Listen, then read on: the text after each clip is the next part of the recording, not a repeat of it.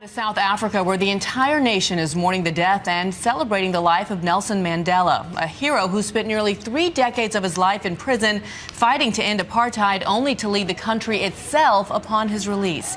Dignitaries from around the world will be arriving next week for his memorial and funeral, and ABC's Byron Pitts is outside Nelson Mandela's home in Johannesburg. Byron. Good morning, Deanna. It's a bit loud, as you can hear on the street outside Mr. Mandela's home, as people sing anew the old songs and chants from the movement Mr. Mandela led here decades ago. All day long here, a steady stream of humanity as people have shown up, oftentimes entire families, here to show their last respect to the man this entire nation so adored. As the world mourns the death of Nelson Mandela through song, dance, and tears, details about his grand state funeral are coming out. We should all work together to organize the most befitting funeral. Beginning tomorrow with a national day of prayer and reflection for South Africa, with an official service on Tuesday in Johannesburg, where thousands are expected to gather at the FNB Stadium, the same stadium where Mandela made his last public appearance during the 2010 World Cup. The services are expected to be the largest in generations, with prominent leaders and dignitaries from across the globe attending, including President Obama and the First Lady, who traveled to South Africa next week to pay respects, bringing along President and Mrs. George W. Bush. For 3 days, his body will lie in state in Pretoria, the base of the South African government. There, the public will have the opportunity to view the former president's casket. A week from Sunday, Mandela will be buried at his ancestral home in Kunu, a village on the Eastern Cape. Our potential is immense. Overnight, Archbishop Desmond Tutu led a prayer service in Cape Town, calling for his countrymen to carry on Mandela's legacy. Let us reach out to one another and let Madiba's dream be our dream. The mood here far more celebratory than sad, as people have made the choice to embrace what was given, as opposed to being just sad by what they have lost.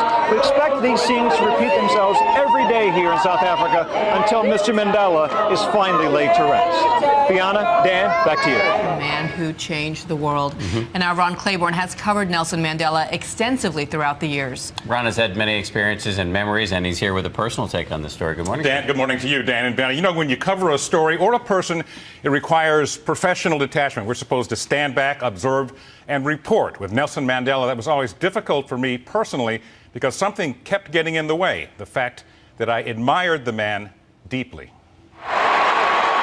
The first time I saw Nelson Mandela was at Yankee Stadium in 1990, 6 months after he had been released from prison. I was in awe. Probably we all were. And then he did something that charmed all of us. You now know who I am. I am a Yankee. As a college student, I had read about this man serving a life sentence for fighting against apartheid. I was fired up by the slogan, "Free Mandela."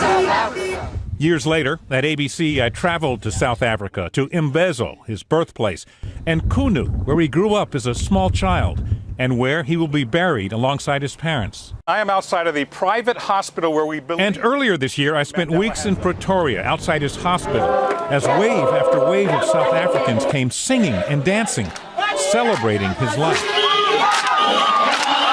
Ironically, Mandela's hospital room was not far from the courthouse where, in 1963, he and 7 co-defendants were tried for attempting to overthrow the white rule government.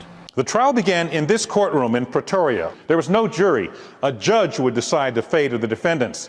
The maximum penalty, death by hanging. A few months ago, I sat down with Mac Maharaj, a close friend of Mandela's, who had spent years with him on Robben Island in prison. I have read, and people who know Nelson Mandela have said that to some degree he felt burdened by being an icon. That's got to be tough. Yes, he does. He does. He's always felt that burden. And that is why he then finds he has to go an extra distance to not to disillusion you. Mandela would often say he was just a man, not a saint. But what a very special man. No, you did not disillusion us. I think what Mandela was getting at when he said many times, "I'm no saint," was that he didn't want to be seen as a kind of messiah, someone to be idolized, but as a person, imperfect like anyone else, someone who could be emulated, a model, not a myth. And that, hopefully, Dan and Biana, will be his greatest legacy. It's interesting to hear that that was burdensome, too. Yeah, to it is. carry It really such is. weight. Yeah, changing the world. All right, Ron, thanks.